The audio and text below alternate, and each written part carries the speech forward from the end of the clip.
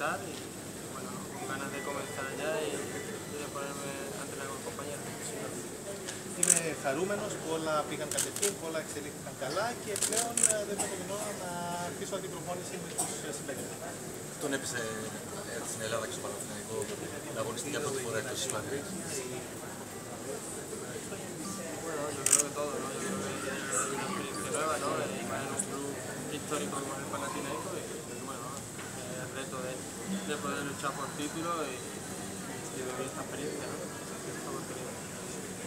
Θα έλεγα ότι όλα ουσιαστικά ήθελα να είχα μεγάλη όρεξη να φύγω από την πατρίδα μου ώστε να μπορέσω να έχω μια κοινή εμπειρία, να μπορέσω να παίξω για τίτλους και να αφήσω αυτή την εμπειρία. Γνωρίζετε την ομάδα. Bueno, sí conozco poco, ¿no? Conozco el español, ¿no? Es amigo, como enano. Y bueno, conozco el club histórico, ¿no? Que ha jugado a Champions hace no mucho y bueno, esperamos poder volver a jugar con la camiseta. Ξέρω λίγα από διάφορους φίλους από τον Νάνο, ξέρω όμως ότι ο Παναθηναϊκός είναι ένας ιστορικός σύλλογος και έχω την ώρα, όπως σας είπα, να μπορέσω και εγώ να παίξω με την φανέλα του Παναθηναϊκού. Είναι έτοιμος να χρειαστεί λίγο χρόνο για να αποκτήσει αγωνιστικό ρυθμό. No, para nada. Yo me ando entrenando con los compañeros diariamente, dar doble sesión algunos días y estar a disposición del míster cuando lo queramos. Όχι καθόλου, μάλιστα προπονούν και στην Ισπανία, έκανα και μάλιστα διπλές προπονήσεις και είμαι στη διάθεση προπονητή για οποιαδήποτε στη ζωή μου μια παρέμβαση. Θα ήθελα να ψαχώσω με τον Παναθηναϊκό, το μήνυμα του. Bueno, feliz, contento de estar aquí, de poder vestir la camiseta del Panathinaikos y nada, prometerle no prometo nada, pero sí mucho trabajo, mucha entrega y que lo daré todo por este club.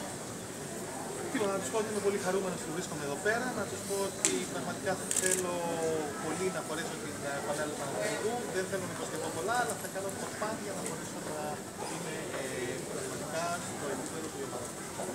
Θέση προτιμά να αγωνίζεται με βάση και του Παναθηναϊκός παίζει συνήθως με 4-4-2 το Ρόκο.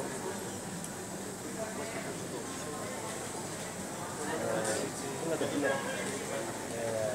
δηλαδή και με επιθετικό χαφ και δύο striker. Πού να το περιμένουμε, τι θα ήθελε να κάνει.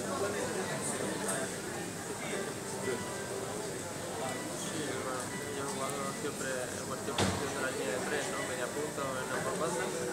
Bueno, además como en la media punta por dentro, pero he jugado aquí por banda.